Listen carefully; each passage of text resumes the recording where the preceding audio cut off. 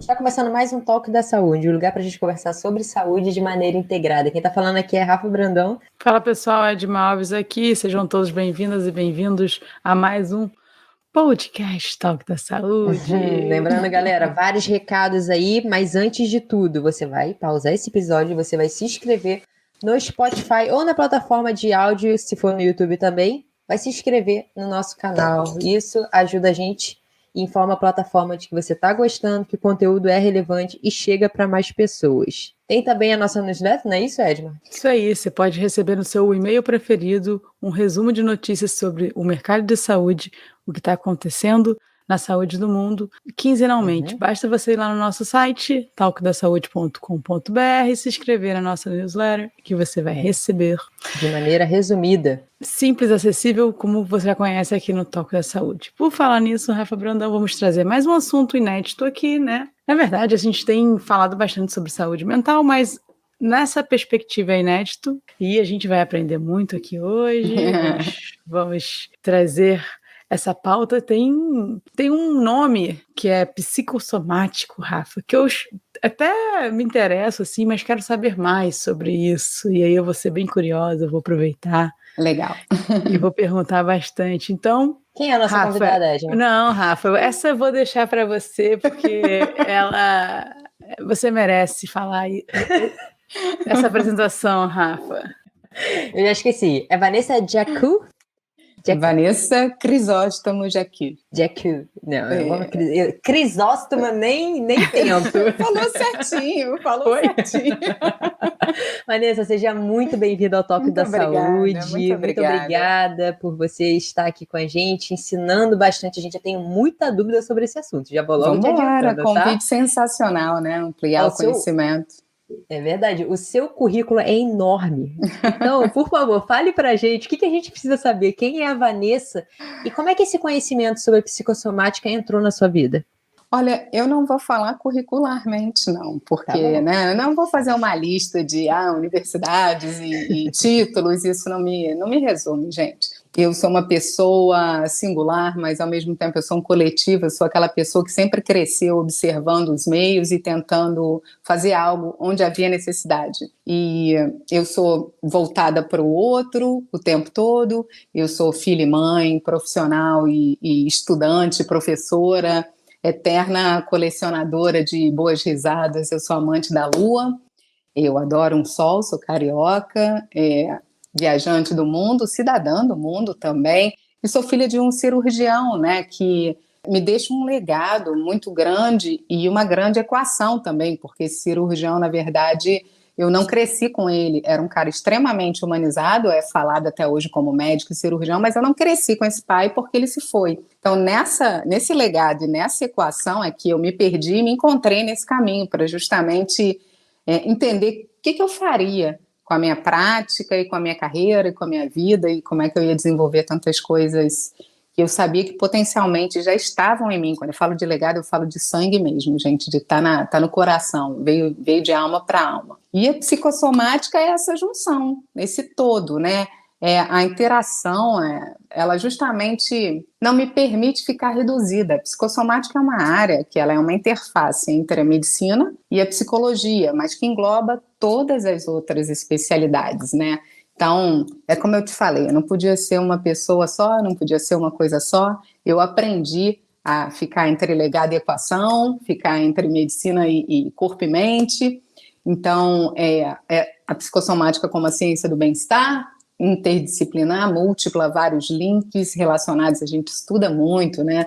O foco é sempre nos estudos sobre as condições orgânicas e o tipo de impacto que acontece no campo orgânico da pessoa e o que está acontecendo ali com qualidade de vida e bem-estar dela, e a gente vai investigando. Então, a gente estuda gastroenterologia, dermatologia, pediatria, psiquiatria, farmacologia, neurologia, angiologia.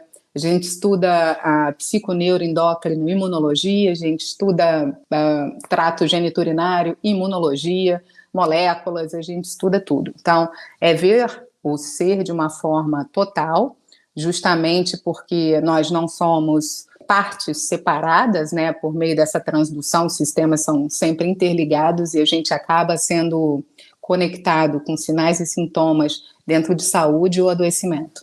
Por isso que a psicossomática me chama, né? Eu olhei para isso tudo e falei, caramba, essa junção de tudo é muito legal. E eu sou essa junção de tudo também. Então, é isso. A psicossomática, ela está ligada, então, a um tratamento, ou não, nada a ver? A psicossomática é uma área, um campo, né, científico, de interface entre a medicina e a saúde mental. Então, ela fica, porque soma é corpo, e psique é mente. Então, ela fica nessa interface, passeando por todas as especialidades. Então, assim, Vanessa, exatamente o que você faz? Eu trato pessoas com N sintomatologias, com N queixas e N condições orgânicas, psíquicas, que podem ou não ter evidências clínicas já rastreadas e comprovadas, mas que estão em sofrimento.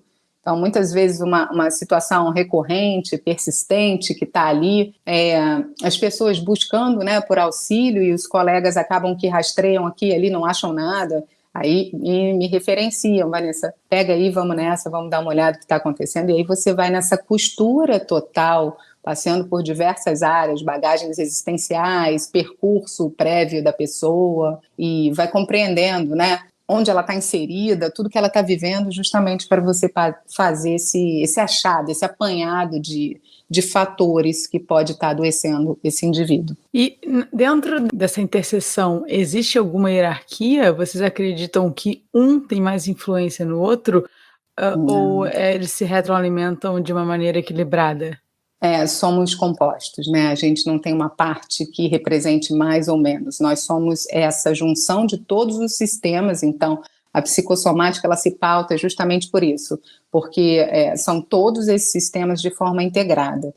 Como eu disse para vocês, a gente passeia cardiologia, gastro, endócrino, pediatria, ortopedia, a gente passeia por todos os campos e todos os saberes, justamente para você poder tratar cuidados paliativos, onco, para você tratar a pessoa, seja lá pelo que ela estiver acometida, dentro dessa singularidade que também é múltipla da psicossomática. Eu acho muito interessante. Eu sigo um canal no Instagram, como chama isso, gente? Uma conta no Instagram. Uma conta. E aí... Bom, muitas das frases a gente realmente não entende, assim, porque é tão profundo e tal, mas eu fico ali de curiosa, ouvindo e tal. E são reflexões, vai do intestino até reflexão de vida, assim, né? Então, absolutamente. Eu fico ali, acho que é muito interessante, mas me parece uma área muito realmente ampla, assim. É uma área de múltipla abrangência, né? Você falou uma coisa de intestino. Desculpe até interromper, mas a gente tem uma situação que chama Guts, Brain and Emotions. Então, intestino, cérebro e emoções. A gente tem uma conexão direta nessa tríade, que muitas questões na saúde mental estão ligadas a questões intestinais, né? Por um não funcionamento, por acometimentos um pouco mais sérios, mais severos. Pessoas que tiveram um câncer intestinal, por exemplo, fizeram uma ressecção de alguns centímetros do seu intestino, passam a apresentar um quadro posterior na saúde mental, e a gente vai nessa investigação. É muito legal. Eu gosto muito da psicossomática porque ela não tem limites, não tem fronteiras. Então é uma especialidade de fato muito ampla, que vê um ser total, não vê um ser em partes. Mas a gente tem aqui um limite de tempo, entre aspas, e como a Rafa mesmo falou, se a gente for te explorar em todos os aspectos, a gente não vai terminar nunca. 3 dias depois, a gente aqui. Isso aí, a gente vai ter que fazer outros. A gente vai começar falando do seu projeto. E a gente vai encaminhando a nossa conversa, as dúvidas vão vindo, vai batendo. Mas eu queria que você contasse pra gente o que é o Projeto Tranquilamente. Meninas, o Projeto Tranquilamente começou a acontecer na minha cabeça na pandemia, né? Quando eu comecei a perceber que as coisas estavam muito difíceis para muitas pessoas. Então, muitos acometimentos começaram a emergir, muita coisa eclodindo ali na frente da gente, burnout em profissionais de saúde, que é a exaustão, né, o adoecimento por exaustão mesmo, e fobias, e uma série de adicções sendo aumentadas, e toques, que é o transtorno obsessivo-compulsivo, dentre outros comportamentos que estavam, assim, extremamente críticos. Eu falei, meu Deus, eu preciso fazer alguma coisa e fazer agora. porque a gente tem dois caminhos frente a uma situação dessas, né? Ou algum acometimento prejudicial na nossa vida, ou a gente paralisa, ou a gente faz alguma coisa, e eu não consegui paralisar, até pelo volume de trabalho que eu tinha, realmente eu quase não consegui dormir.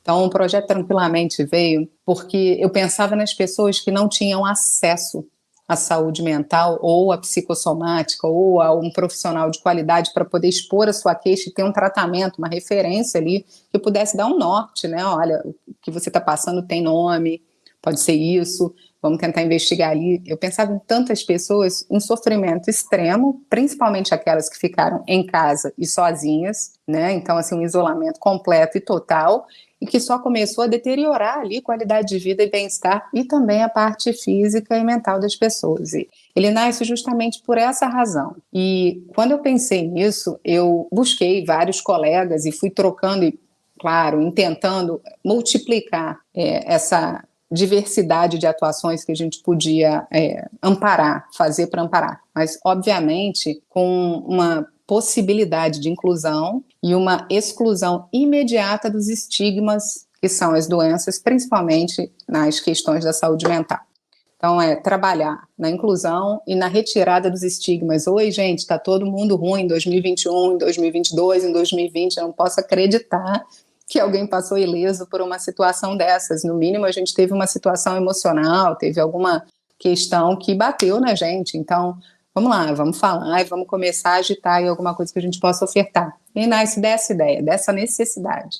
Entendi. Como é que funciona isso, Vanessa? É atendimento online? É presencial? Explica pra gente um pouquinho. Porque por aqui, pelo Toque da Saúde, já passou de tudo, tá? Desde as pessoas que fazem atendimentos online, fazem atendimento híbrido, atendimentos presenciais. Então, eu queria entender como é que funciona o seu projeto. Sim, na verdade, por conta da própria pandemia, a gente tinha uma diferença que a gente precisava aplicar no tratamento de pessoas. Então, foi inteiramente para online. A gente já jogou para cima, porque isso é um projeto que, inclusive, tem um impacto mundial.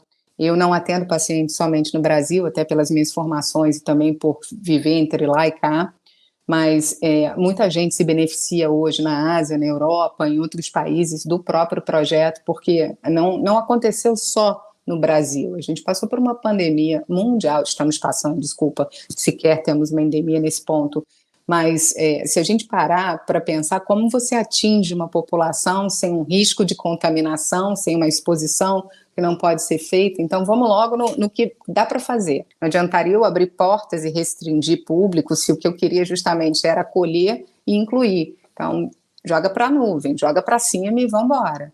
E como você viu essa atuação? A sua ideia inicial de inclusão, ela foi de fato concretizada? Vocês conseguiram ajudar bastante gente? As pessoas já se desbloquearam para falar disso? Depois desses anos aí difíceis? Olha, meninas, muito. As coisas, os resultados, eles falam por si só, né? A gente chegar numa situação de criticidade, de severidade na vida de alguém, mesmo que aqui, e você podendo fazer algo, e principalmente dentro de diagnósticos, eu trabalho com médicos em outros países e falando e referenciando e solicitando e pedindo uma atuação imediata, e você podendo ter uma medicação que dê um suporte e tudo, com os colegas daqui ou com os de lá, faz a diferença, porque eu tinha pessoas no limite da própria vida, né? Então eu tinha pessoas com criticidade altíssima. A gente tem aqui no Brasil o CVV, é o Centro de Valorização da Vida, que faz um excelente trabalho, mas não é como o nosso trabalho. Tem outros profissionais que fazem também, mas talvez tenham esse limitante na atuação. E o nosso projeto é justamente isso, não temos limitações. As barreiras e as fronteiras, elas são abertas, amplas, porque eu comecei a me mexer com muita gente que estudou fora comigo, e aí eu fui abrindo. Então, dentro do Brasil, muitos amigos, claro, todos estão aí para apoiar, e fora também. Então, acho que o que a gente teve de resultado foi busca, procura, inclusão, muito acolhimento, porque somos pessoas, né, e de forma humanizada acolhemos pessoas, não somos nada mais do que isso, e essa possibilidade de trazer o sofrimento, é engraçado, Cicely Saunders, que é uma grande profissional de saúde, deixou um legado muito grande na área de cuidados paliativos. Ela dizia uma coisa, que só há um sofrimento assim intolerável quando ninguém cuida dele. E eu me baseei nisso na época de pandemia. Eu me lembrei muito dela, eu coloquei isso na minha frente, eu falei, é agora, né? Senão não somos o que juramos. E para mim a palavra tem muito poder. Quando você realmente jura alguma coisa, você bota a sua palavra, ele está empenhado a fazer isso.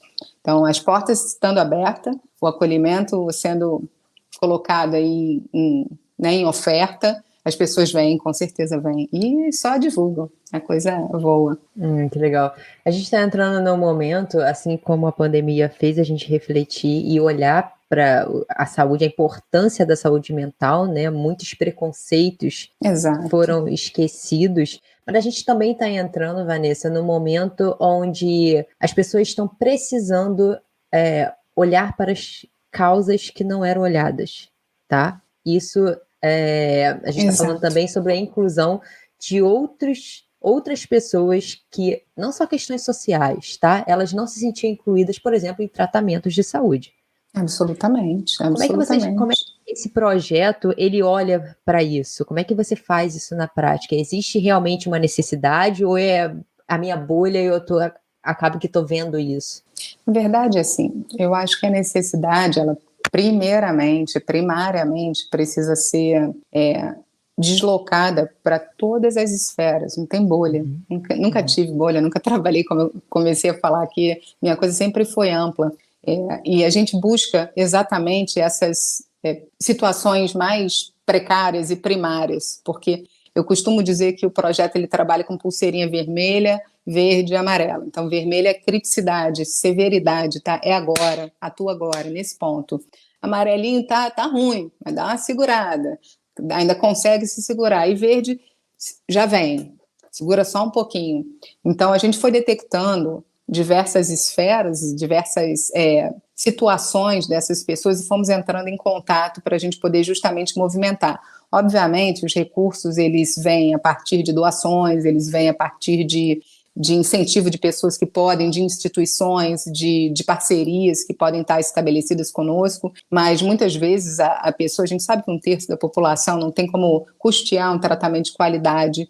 Eu falo porque qualidade hoje custa alto, né? As pessoas sequer, muitas vezes, a maior parte não tem nem plano de saúde, quanto mais. Então, a gente fez algo muito possível, realmente muito possível, sem perder nada em qualidade, e quando as pessoas entenderam o que viram todo o diferencial, e é o que digo, eu acho que quando você trata muito bem, você tem 1000 pacientes. Quando você trata a pessoa à frente da doença dela, você tem muitos mais. Então, o nosso projeto, ele justamente olha para isso. A necessidade, onde estão, vamos detectar, vamos atuar, vamos entrar em contato, estabelecer parcerias para auxílio. E outra coisa também nunca sobrepor a doença à frente da pessoa, seja quem for, seja essa pessoa que traga consigo, porque cada um tem sua bagagem e isso é singular, ponto. É fácil hoje em dia achar colegas de profissão com esse pensamento?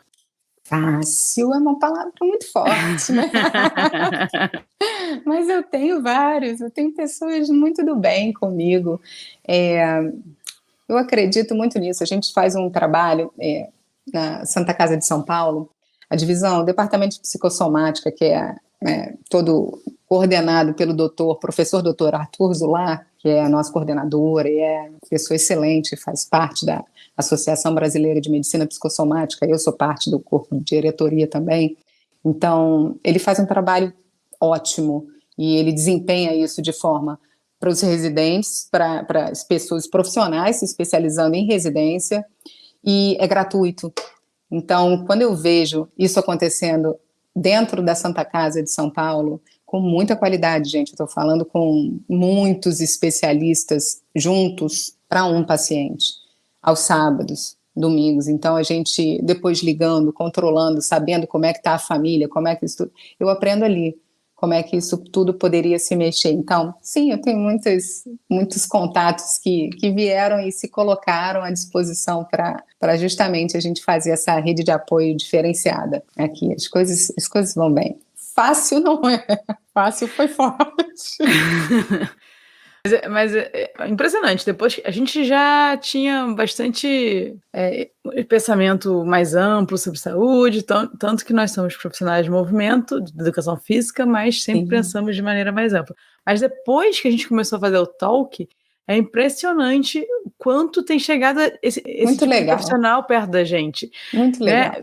Então, eu acredito nisso. Se você colocar energia, vai vir as pessoas que querem participar é o que eu te disso disse, com você. Abre a porta e se disponibiliza que a coisa acontece. Mas tem que ser uma disponibilidade de fato, né? É aquela coisa de, vamos, ajuda aí, amigão, que eu estou disposta, vamos nessa. E hoje, como está hoje? Eu me interessei, acho que eu consigo me comprometer com um trabalho, com um projeto. Como eu faço para achar vocês? Como é o passo a passo? O que eu tenho que fazer? Olha, as portas estão sempre abertas para todos, né? Para as pessoas, para quem buscar, para quem procurar. Então, a gente tem N especialidades, como eu disse, a gente começa a partir de uma atuação em saúde mental, mas também referenciando para múltiplas especialidades que se façam necessárias no percurso, no decorrer do caso da pessoa, para tentar justamente ou extinguir o que é a queixa ou amenizar o sofrimento.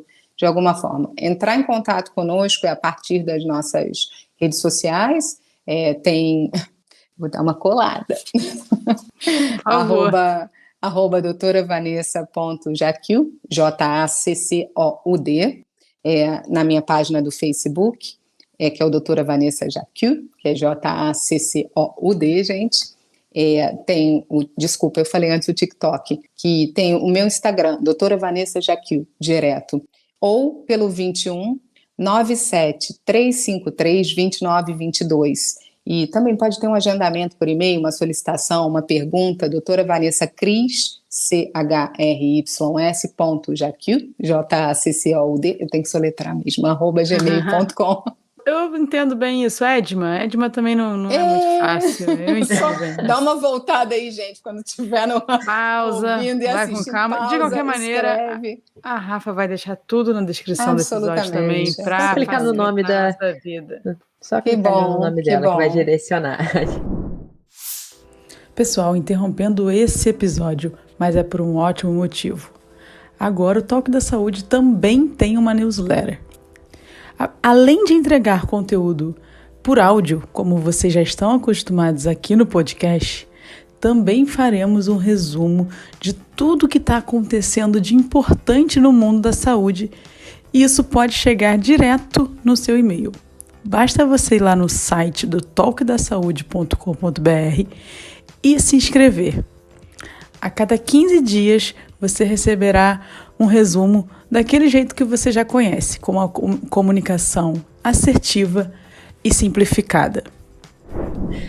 Mas eu queria voltar um pouquinho, Vanessa, porque você falou uma coisa muito importante que eu acredito que seja a opinião de muitas pessoas, principalmente das pessoas que não têm um entendimento tão profundo. Hoje em dia, quando a gente fala de tratamentos psicológicos, especialmente os psicólogos mesmo, ou psiquiatras, as pessoas acreditam, não sei se realmente é isso que acontece, mas é que um tratamento de um custo alto, tá? Sim. Se você óbvio, você falou isso, que bons profissionais realmente isso custo. E eu queria que você entrasse um pouquinho nisso, tá? Isso é uma preocupação do projeto de você? A gente super entende. Absolutamente. Entende também que os profissionais têm que ser pagos, tá? Absolutamente.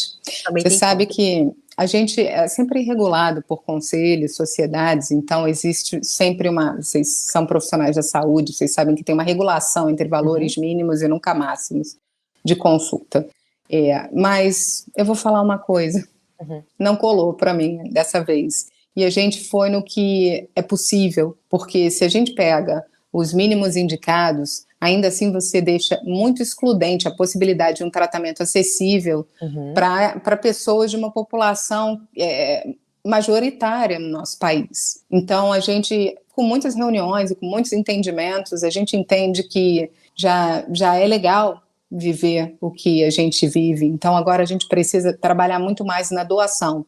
O que a gente fez foi colocar um custo mínimo de funcionamento do próprio projeto. Então, por isso que eu falo, é claro que a regulação não me permite falar de valores, mas são valores muito possíveis.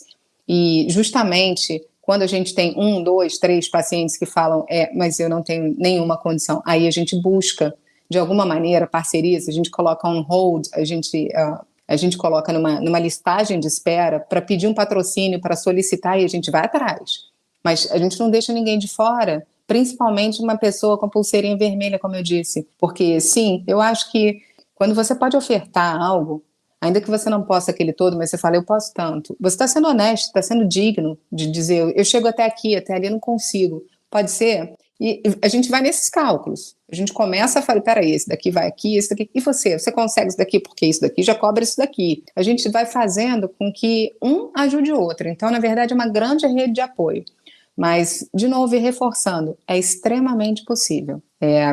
Dá para segurar, sabe? Aquela coisa de eu vou estar na qualidade e eu posso segurar. Então, é isso que a gente quis, oferecer de fato qualidade e acessibilidade, acesso. Aquele número que você falou, é melhor mandar WhatsApp ou ligação? A gente tem um WhatsApp direto que funciona nos horários comerciais, de segunda a sexta, e muito generosa, a pessoa que atende do outro lado, sempre com muito treinamento, com muito acolhimento, porque quem trabalha comigo precisa ser muito legal, muito humanizado e gostar de gente. Então vamos ser gente trabalhando com gente, atendendo gente, e quem procura já está crítico, então é legal você receber bem, né? Isso eu sempre digo que pelas redes sociais também, mas o número ali é mais rápido, pode acontecer de forma mais facilitada, né? Eu não sei a criticidade de quem está procurando, então o número pode ser o caminho mais rápido para esse atendimento, porque são muitos lugares, né? Então são muitos olhares o tempo todo para não deixar ninguém de fora. E você acredita que... Você acredita não, mas... você acredita também, mas vou deixar como segunda pergunta. O que vocês mais receberam nesses últimos... Desde que você criou? Mais luto? Pessoas que perderam pessoas no Covid? Ou mais por causa da questão econômica ficaram desamparadas? O que vocês mais receberam? Curiosidade. E se você acredita que tem situações... Quando você percebe que é uma bandeira vermelha? É só quando fala de perder a vida? Ou tem algumas outras situações que também podem ser bandeiras vermelhas?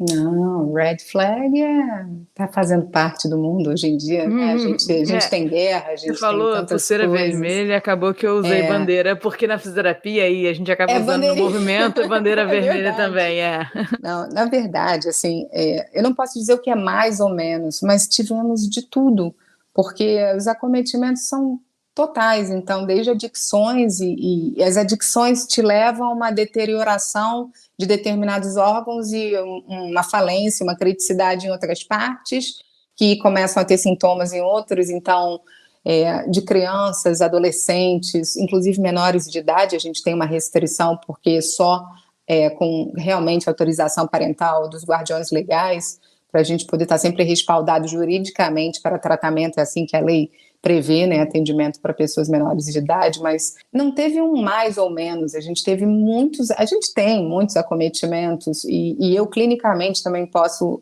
dizer que a experiência dentro de período de pandemia, ela, além de ter aumentado significativamente tudo que eu já vi nessa vida, trouxe adoecimentos comórbidos, com muitas comorbidades, então são doenças múltiplas associadas, com diagnósticos muito tricky, e a gente ficava intrigado com essa coisa toda. Muitas vezes a gente falava, uau, o que é isso aqui? O que está acontecendo aqui? As próprias pessoas, então, transtornos alimentares, fobias sociais, transtorno depressivo maior, em muitos casos, com ideações suicidas, então, transtornos ansiosos, com pânico, com outras sintomatologias, a gente, como eu disse, muitas adicções, muitas questões que não refletem só a mente, e aí com paralisações, eu tive uma situação assim, muito curiosa, que foi de uma paralisação geral de movimento, parou, e a gente entendeu... Literalmente o freezing total. Freezing. Facial ou corpo inteiro? Corporal, total. Caramba. Daqui para baixo. E a gente começou a entender que aquilo ali era realmente uma situação mais egóica, defesa, ego, medo, do que de fato físico. Mas como você entende isso? Se você está remote, né? Se você está online, e aí mexe, levanta. Não faz, a pessoa não tem resposta. Você fala, pronto, agora danou-se, como é que eu vou fazer isso? E aí você vai entrando por outras áreas, por outros percursos, até você conseguir ajudar. Essa pessoa voltou a recuperar seus movimentos e ficou muito bem. Então, o que é um red flag, como você colocou? São as situações do humano, são as situações que quem sofre mais? Quem tem enxaqueca ou quem tem cólicas menstruais? Dor não se avalia assim, né? O sofrimento é do outro. A gente vai entendendo pela fala, pelo que está sendo colocado, exposto, e a gente vai acolhendo e abraçando. Mas quando escuta sobre ideações, construções do caminho de suicídio, tudo aí a gente... Opa, peraí, para tudo. Quem está próximo me dá aí um contato, me dá 3 contatos e você aciona e aí você vai fazendo uma rede de apoio e busca ali uma atuação imediata. Só por curiosidade, não sei se eu entendi. As adicções que você diz são vícios? São vícios. Sim. Então a gente tem alcoolismo, tabagismo e outras drogas, fármacos, hipocondria, a gente... absolutamente tudo mesmo. Então, muitas situações ansiosas, tricotilomania, que é uma situação que arranca o cabelinho por conta de ansiedade, tricotilofagia, arranca e come o cabelinho, isso gera uma bola de cabelo, porque cabelo não tem digestão, né? Então vai gerando uma bola de cabelo no estômago e a pessoa chega com dor de estômago, por exemplo. Estou sentindo muita dor e é uma dor recorrente, é uma dor que não passa, persistente, aí você vai entendendo que a coisa toda começa na tricotilomania e termina no estômago, depois da tricotilofagia. Então, são múltiplas situações, são muitas situações. Uma curiosidade, Vanessa, são muitas questões, e assim, já me dá um desespero, primeiro, do quanto você precisa estudar para entender tudo isso. E como o leque é tão amplo.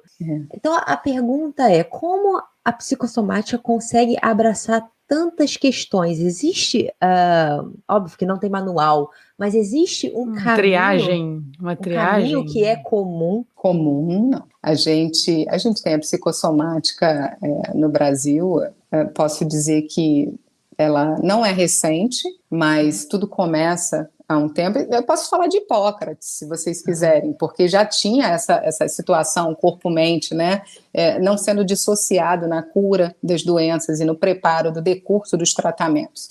Mas vou citar um grande professor e uma pessoa fantástica, um médico, Abraham Exterman, que foi meu professor na Santa Casa de São Paulo. Eu tive a honra de estudar com ele, ele falava muito sobre isso. Como a gente abraça tudo isso? Primeiro de tudo é com muita competência, e como você disse, eu durmo, tá, gente? Eu consigo ser mãe, esposa, namorada do meu marido, eu sou motociclista, a gente curte também tenho vida, adoro os meus filhos, a gente vive super feliz, adoro o Rio, mas é muito estudo. Não dá para parar porque as evidências e os casos clínicos e os estudos mundiais, eles impulsionam. Isso para mim é um grande prazer, porque tipo CSI, sabe? Aquela coisa de vou pegar isso aí, vou entender isso aí, peraí que tá obscuro, mas a luz vem.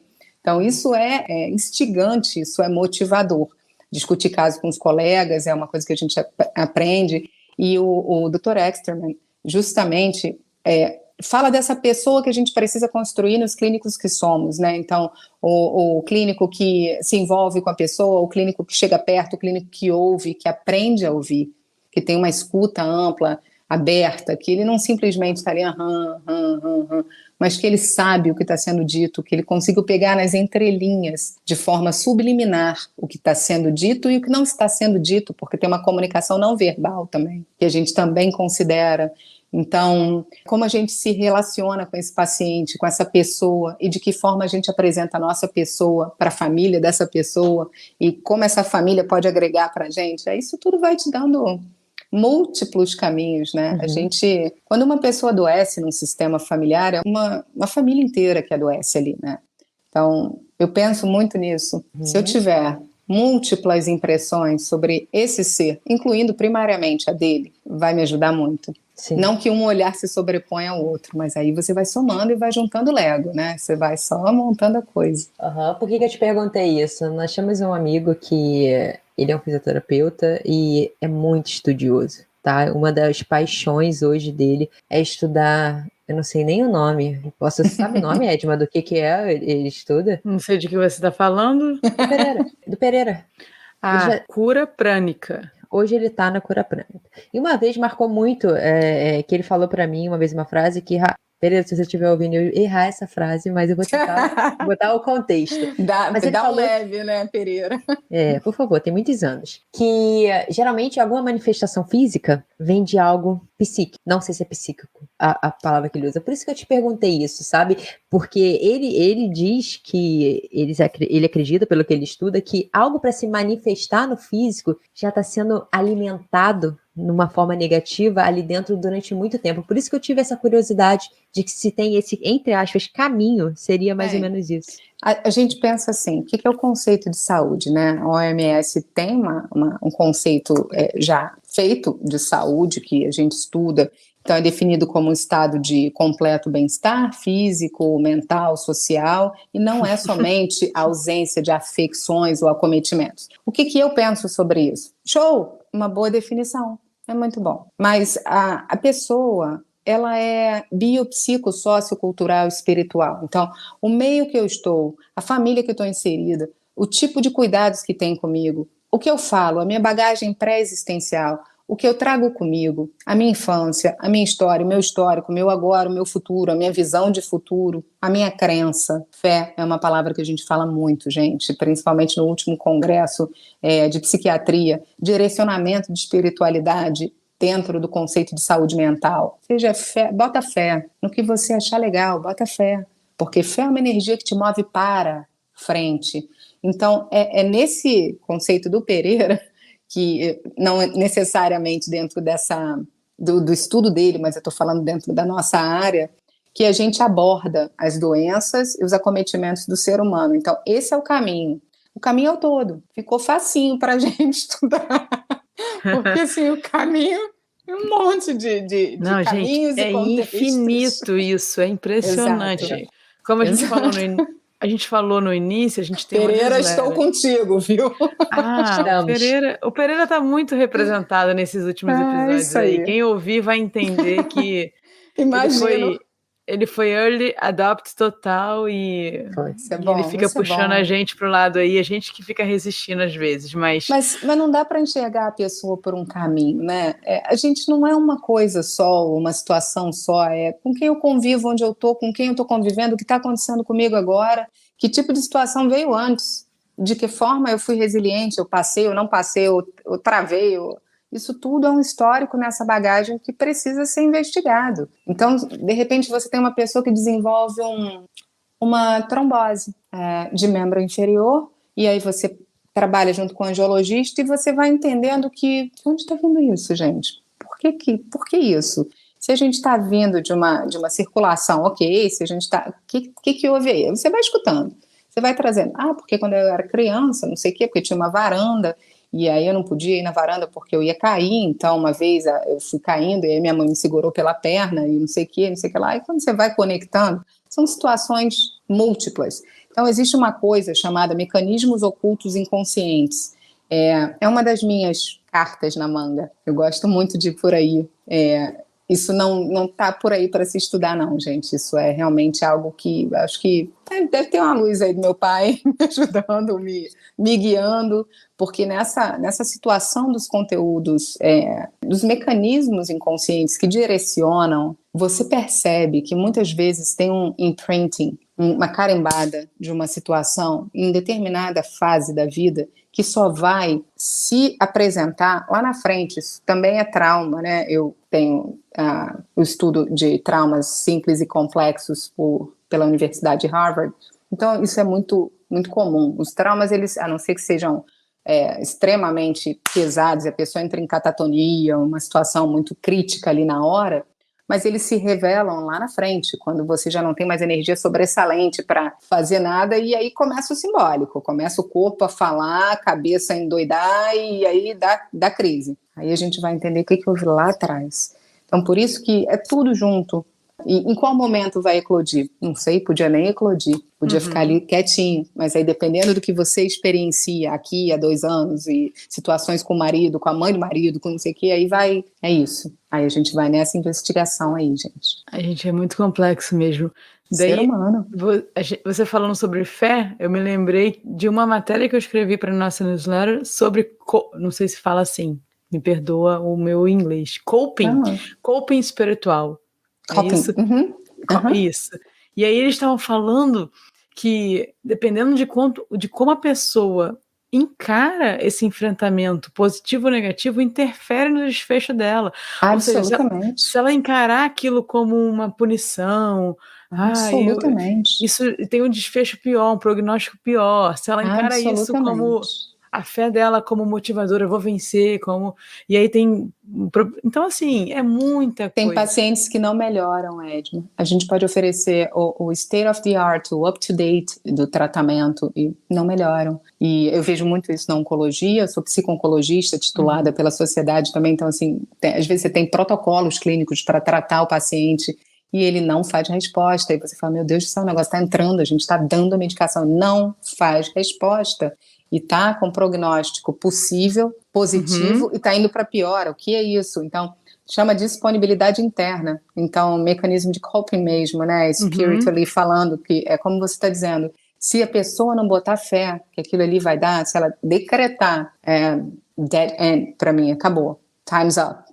Eu não vou seguir, eu não quero seguir. Você pode dar o que você quiser. Não vai rolar. Não tem significado para ela, não tem... Então, é justamente isso que eu digo, não é só a farmacologia, o tratamento, é o acolher da pessoa, é o integrar de um sistema, é o entendimento de uma história, e é essa costura que vai ali trazendo uma melhora. Justamente, eu trabalho com muitos pacientes que não que eu convença a querer ser tratado, porque isso não existe, mas que eu falei, vamos nessa, eu consigo te ajudar, vamos.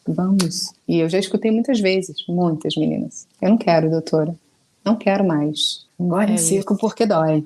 E aí é a frustração clínica, frustração clínica que você, vamos aí, mas eu te adorei, doutora, você é muito gente boa, mas é você que quer, não eu. Caramba. Mas vamos nessa, vamos. E você vê o paciente, principalmente oncológico, muitas vezes, diversas vezes vi isso, e vai para pior. Eu vi um paciente oncológico há pouco tempo atrás, oncológico com uma depressão severa, consegui 3 consultas na 4ª paciente, e ela já tinha decretado, eu não quero melhorar.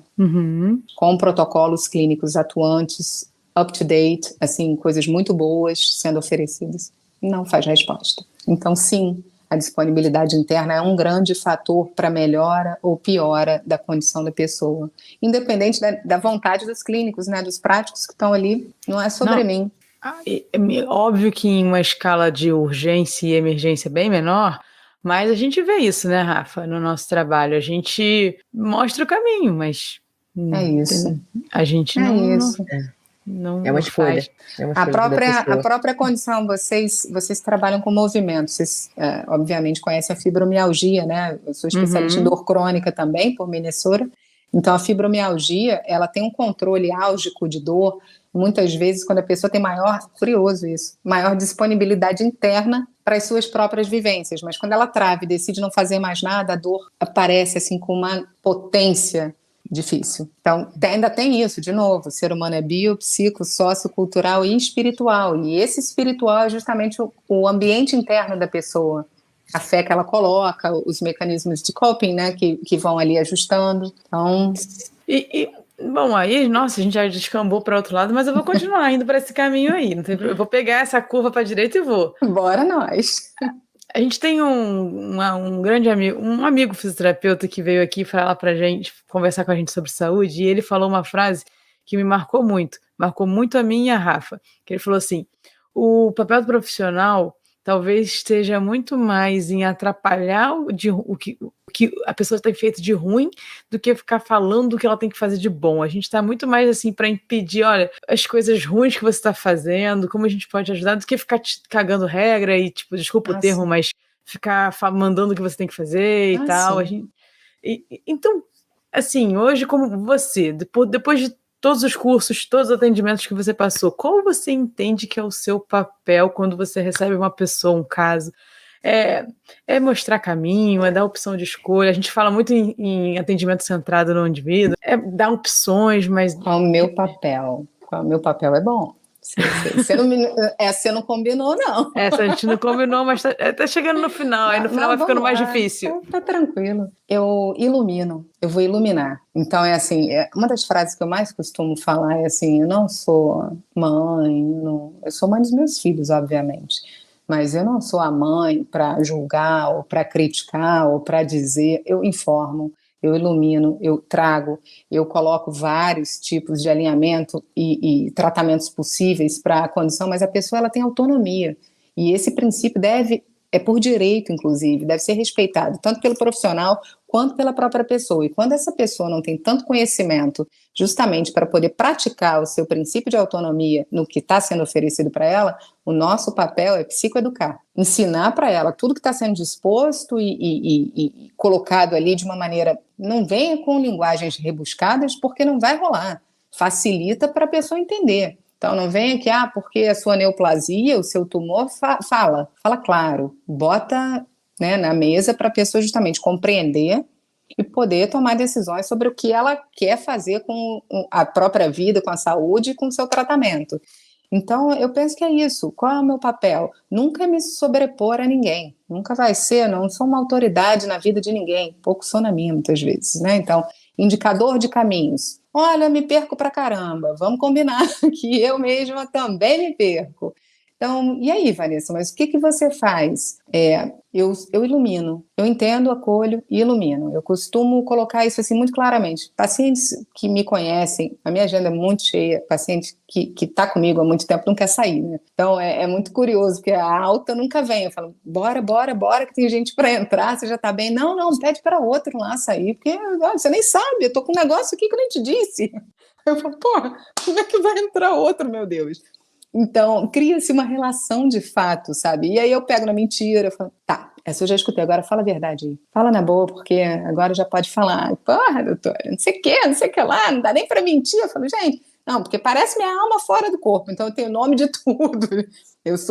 Me apresento muitas vezes, eu tô em shopping, alguma coisa, olha aí minha alma. Eu falo, gente, meu coração batendo fora de mim, essa é a doutora da minha vida. Olha, eu escuto de tudo. E eu digo que eu sou uma lâmpada, no final das contas. Eu estudo para iluminar, mas eu jamais vou escolher nada por ninguém, gente. Não.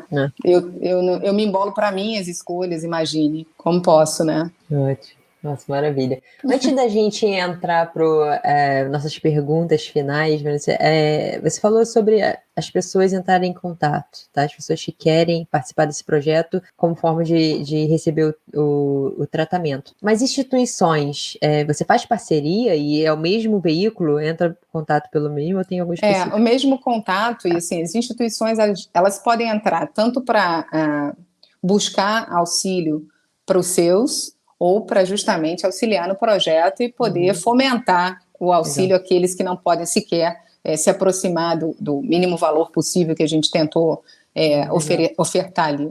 É isso. Ótimo. E pessoa física pode contribuir também? Absolutamente. Só entrar em contato. É isso que eu ia falar. É muito comum esse final de ano, né? As pessoas recolherem cestas básicas e presentes e tal, e talvez não saibam que possam contribuir diretamente com a saúde mental de outra pessoa. Podem e devem, gente, porque a saúde é o principal presente, né? A pessoa com saúde, ela consegue fazer alguma coisa por ela consegue ter uma esperança, a desesperança, né? Estar acometido por algo que sequer você sabe o nome. Você está em sofrimento e não conseguir um tratamento. A gente tem um sistema único de saúde que é muito bem delineado, mas lamentavelmente não consegue suportar a demanda, né, que a gente tem no nosso país, na população majoritária que recorre a ele. Então eu acredito que esses projetos eles sirvam justamente para isso, para a gente fazer um apoio a tudo que a gente está fazendo, seja de forma privada, pública no país, mas a saúde, para mim, é o principal presente de uma pessoa, porque pode ser muito rico, se não tiver saúde, vai estar na mesma cama do muito pobre, entendeu? E não vai conseguir fazer nada com isso. Então, desde o cara que, na terminalidade oncológica, tá lá com 17 barcos no Yacht Clube do Brasil, até o cara que só tem um chinelo mesmo, e quando tem, todo mundo deitou ali, tá todo mundo na mesma condição. Se não tiver saúde, você não faz nada. Nada, absolutamente nada. É verdade. Adoro episódios que traz reflexões. Que bom. Cada vez mais a gente tá trazendo essas pessoas, né, Edma? Isso é legal, Energia, gente. Isso é legal. energia. Isso é bem legal. Em A breve, gente todos pensar, vão... né? Verdade. Quem sabe daqui a um tempo, hein, Rafa? 2023, todos se conheçam num evento presencial do Top da Saúde. Isso é legal, hein? Que legal, que legal. Já vai vibrando para a coisa acontecer. E aproveito e já me comprometo aqui também que eu e Rafa a gente vai criar alguma coisa para a gente trazer fundos aí para Pô, que legal, gente. Que legal, maneiro. Certeza. Que legal, obrigada. Obrigada. Bora, Rafa, para as perguntas mais difíceis? As perguntas, agora que são as perguntas. Danou-se. Agora vamos trazer toda a história grega, toda a história da Vanessa para a gente descobrir. Vanessa, o que é saúde para você?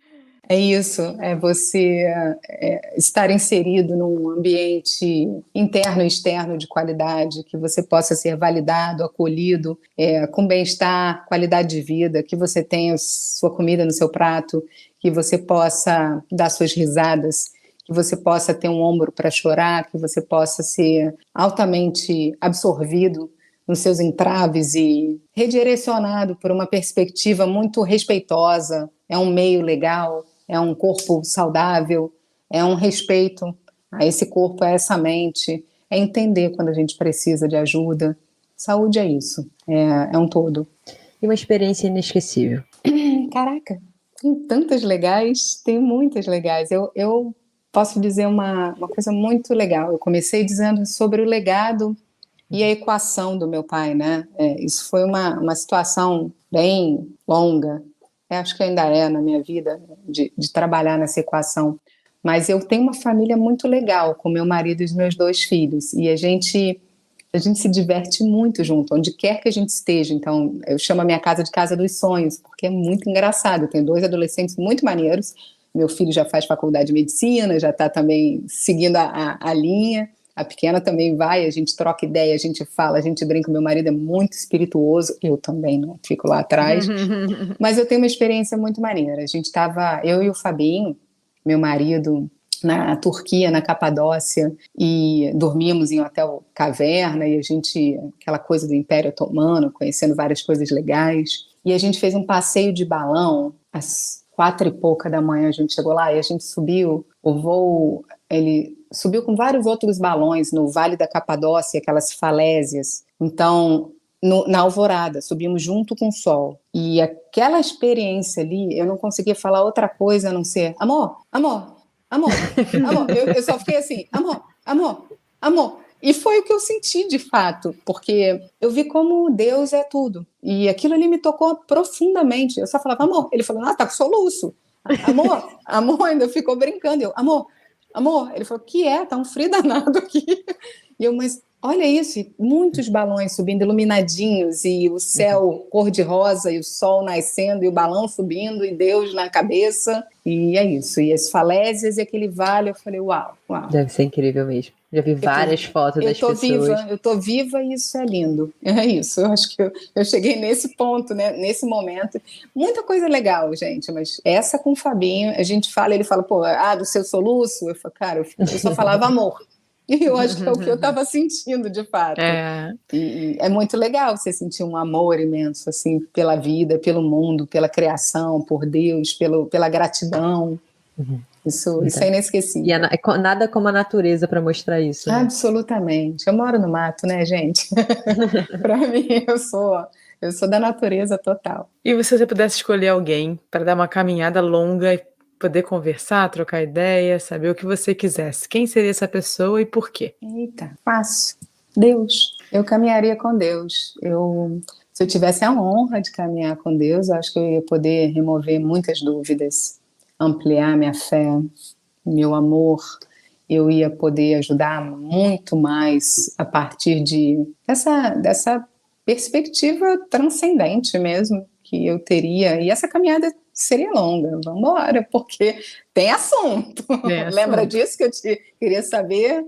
Seria Deus, com certeza. E se você tivesse uma habilidade, qual seria e por quê? Uma habilidade. Eu acho que é a transcendência. É enxergar além dos olhos físicos e do corpo da pessoa, para justamente você entender o que está ali naquele espírito, naquele coração, naquela vivência, e facilitaria, daria até para ir à praia, o meu trabalho. Não que eu não faça isso, mas assim, ajudar pra caramba. Mas eu acho que transcender, passar das barreiras do físico e conseguir uma leitura mais espiritual da pessoa ia ser bem legal. Nossa.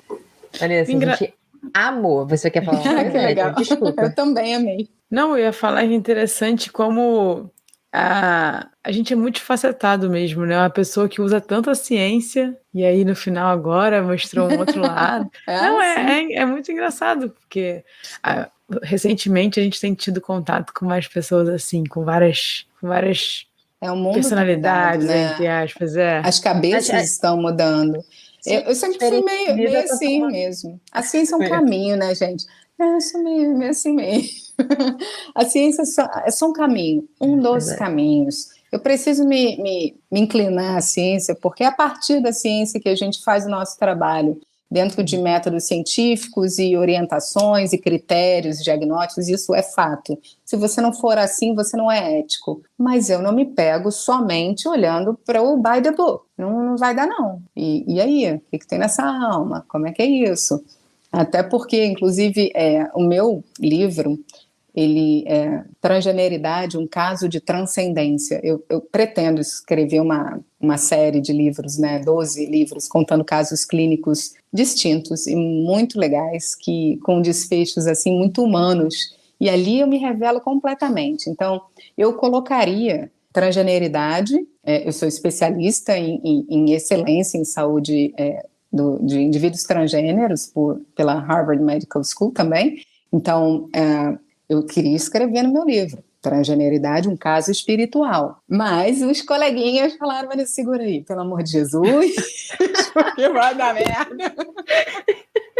Falei, não tem problema não, gente. Não, estamos só em 2022, Vanessa, calma. Segura aí, porque, cara, vamos te botar na cruz. Vamos apanhar, mas vamos apanhar devagar, né? Porque apanhar a gente vai. Mas falei, não. Aí, uma grande pessoa, minha orientadora da vida também, meu coordenador da Santa, fala, muda essa palavra aqui. Aí eu falei, ok, espiritual por transcendência. Então, show. Eles, Vanessa, você não mudou nada. Eu falei, vamos nessa, tá tudo certo. Então, nesse caso, eu conto uma situação muito legal, que não é de um plano físico. A partir dessa... Tudo bem, a gente tem a transição de gênero, que é física, é palpável, é aplicável, mas sobre uma situação absolutamente espiritual. Então, chama Transgeneridade, um caso de transcendência, gente. Se alguém quiser conhecer o trabalho, muito legal. Você fez marketing em Harvard também, porque agora eu fiquei super curiosa para seguir essa história. Mas é muito legal, eu gosto muito de contar essa história. Quando a gente bebe um vinho e tudo, virou um livro. E os amigos falam isso, eles falam, você é uma contadora de causos, vai contar seus causos. Verdade.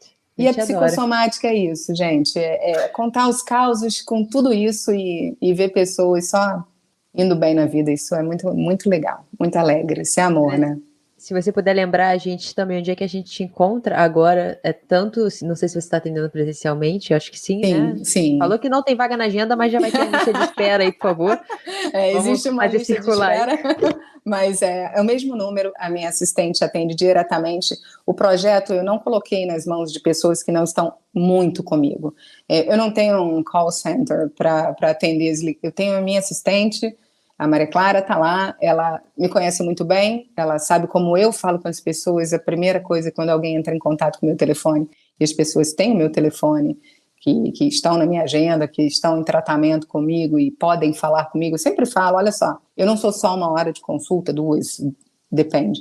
Eu sou uma pessoa que estou cuidando de você, então me procure a hora que você pensar em mim e precisar de mim. Eu sempre tenho uma resposta, eu sempre tenho o que te dizer, eu sempre vou perguntar como você está se sentindo, o que você precisa, como posso te ajudar. Se for o caso, a gente faz um encaixe, se não puder, eu vou te dar alguma dica daqui, mas você não está mais sozinho. Então isso é muito importante, eu gosto desse tipo de atendimento, e é Oi, obrigada, boa noite, agradeço pelo contato, como posso te ajudar? É dessa maneira que eu abordo as pessoas. Maravilha. Galera, entra aqui na descrição do episódio, que o link vai ser direcionado para todos esses contatos que a Vanessa deu pra gente. Obrigada, muito obrigada, adorei, gente, muito, muito legal. Muito obrigada a você, agradece. Vanessa. Muita agradece. saúde para a galera aí, tudo de muito bom. E se lembrem, né, que todo sofrimento só é insuportável quando ninguém cuida dele.